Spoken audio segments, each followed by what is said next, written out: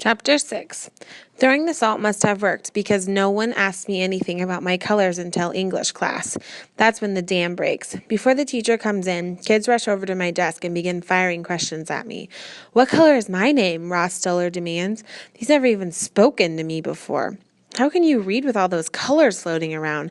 asked Michelle, the girl with the dirty book. Then the questions come all at once. Is it true that you can tell the time without looking at a clock? Is it true you can read people's minds? What does it feel like? Does it hurt?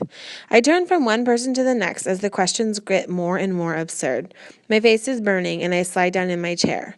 Luckily, the teacher comes in and everyone sits down. I catch them glancing back at me when they think I'm not looking. I don't know what they expect to see. At lunch, I suddenly have the most popular table in the cafeteria. I tell people their names are yellow, like a ripe banana, sky after it rains blue, burnt caramel brown, fire engine red. It's exhausting. Jenna and Kimberly try to protect me by shooing the crowd away. Sarah cowers in her seat and silently chews her peanut butter sandwich. Molly keeps bouncing up and down, clearly loving the attention. I have to admit it isn't all bad. Kids who totally ignored me before are clamoring to talk to me now. It would be more rewarding if it didn't have the overtones of a circus sideshow. "I wouldn't talk so much if I were you," a girl with long blonde hair announces as she passes our table. "They might stick you in a class for special kids." I watch her walk away and my spirits sink with each step. She doesn't even know me. "Ignore her," Jenna says. "She's just jealous." After that, I don't feel like talking anymore and get a hall pass to go to the bathroom. I hide in a stall until lunch is over. Just to make the day complete, we have a pop quiz in math. I try hard to focus, but I can't. I wind up leaving the last 3 answers blank.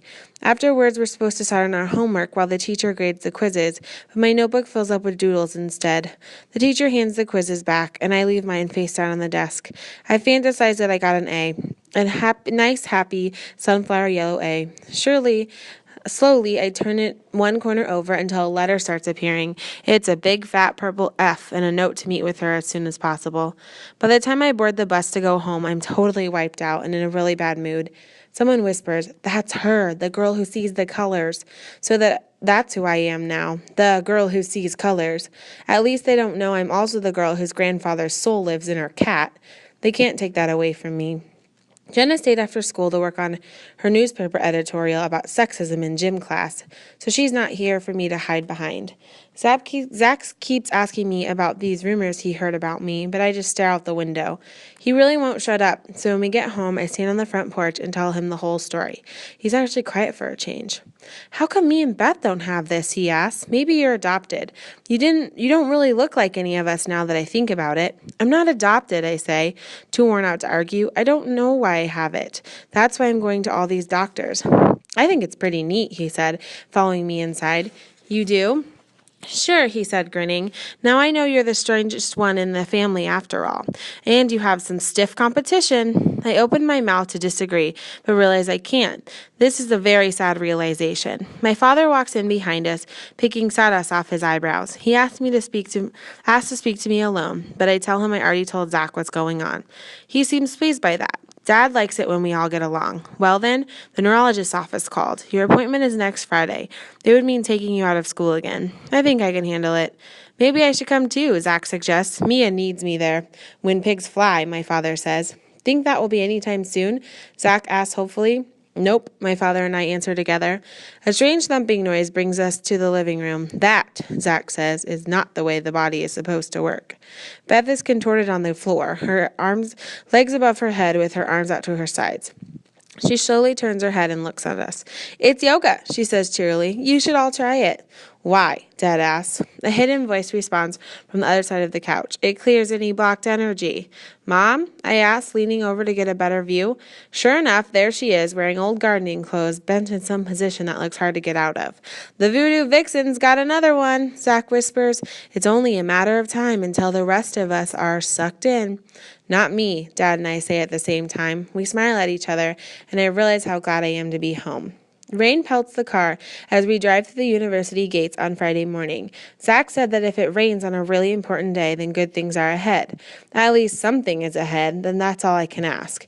The campus is really nice, kind of medieval looking with a lot of gray stone buildings and trees everywhere.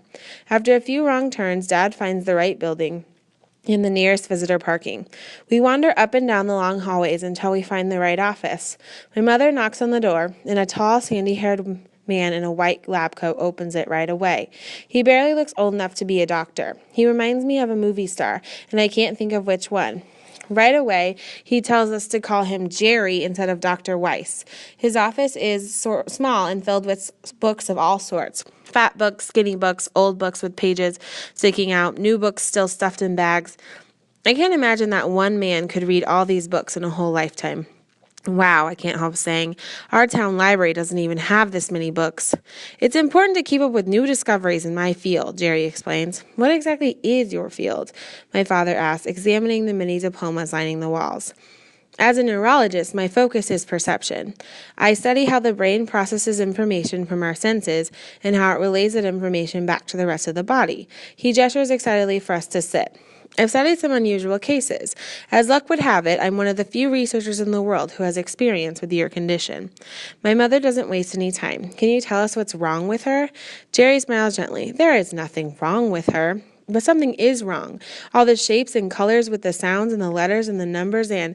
Slow down, Jerry says, still smiling. Mia, you don't have a disease. You don't have a problem exactly. What you have, based on what your mother told me, is a condition that is harmless. It's called synesthesia. I stare at him for a minute, trying to absorb what he just said. Somewhere in my head, a chorus of voices sings Hallelujah. There is a name for what I have, not that I can pronounce it. What do I have again?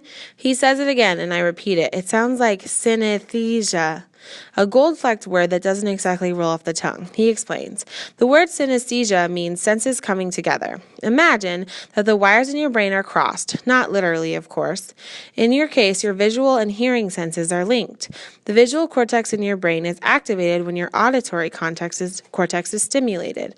In my case, do a lot of people have this? I glance at my parents, who are clearly as surprised as me.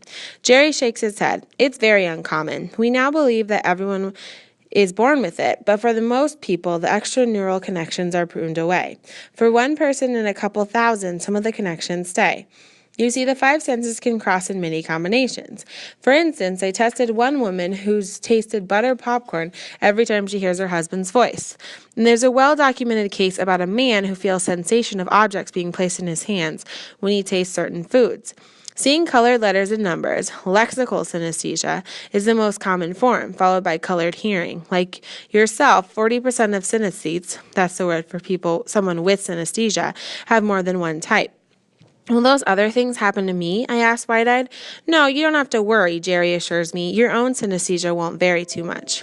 How can we make it go away? My mother asks.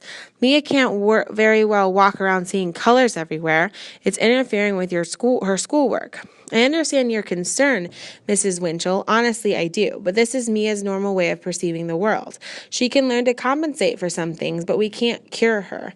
I've never met anyone who wanted their synesthesia to go away. And still in the room, I remind them. Mia, Jerry said, turning to me, there are some things many synesthetes have in common, besides a slight majority of them being female. Why don't you tell me how many of them sound familiar to you, okay? Are you left-handed? Yes. Are you artistic, musical? I paint. Don't play an instrument, but I listen to music a lot. I can always tell what note is being played by its color. If a piano isn't tuned right, I can tell, because the colors will be off. You're probably a very good speller, right? I nod again. How do you picture the calendar year? Just like everybody else, I assure him. You know, like you're sitting on top of a Ferris wheel at the amusement park. January is the top of the wheel. If the wheel was a clock, January would be 12. Then as the days go by, the wheels turn to the left, and February is the 11. By the time summer comes around, I'm at the bottom of the wheel, but the wheel is sort of lying flat on the ground now. Then in August, it starts to rise again. I lean back, content that at least in this regard I am normal. It takes me a second to register the fact no one is agreeing with my description. My mother's mouth is actually hanging open. Not everyone sees the year like this? I ask weakly. The three of them shake their heads. Jerry is smiling. He smiles a lot. Do you mean that everyone who has the synesthesia condition has all of these traits? My mother asks, clearly skeptical. Not everyone, of course, Jerry says. For instance, many people I've tested have problems with understanding math. But on the other hand, one of my former test subjects is now a college math professor. But it's uncanny how many characteristics they do share. It's certainly fascinating, Dr. Weiss, Jerry, my father says, but how can we help Mia? Mia can train herself to make different mental connections by narrowing her focus and concentration.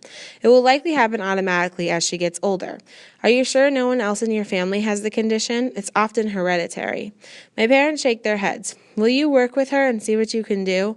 My mother asks. Of course, Jerry says. He tells us he has a class to teach now, but invites me back the next day to do some tests. You're going to hook me up to any wires, I ask. No wires, I promise. The rain has stopped and Jerry walks us all the way out to our car. I'm about to get in when he tells me to wait. He digs around in his lab coat pockets and hands me a folded piece of paper. Here's the address of a synesthesia website where you can interact with people from all over the world. I stare at the paper. Other people with synesthesia? Jerry nods. All kinds of people with all different types of synesthesia. There are discussion groups you can join and articles to read, although you may find some of them a bit dry. I'm so excited that I give him a hug. He waves goodbye as we pull out of the parking lot. I settle back in my seat, clutching the piece of paper Jerry gave me. I must find Billy now. I have to let his mother know he doesn't have a brain tumor. He's not crazy, and neither am I. And the chorus belts out another round of Hallelujah.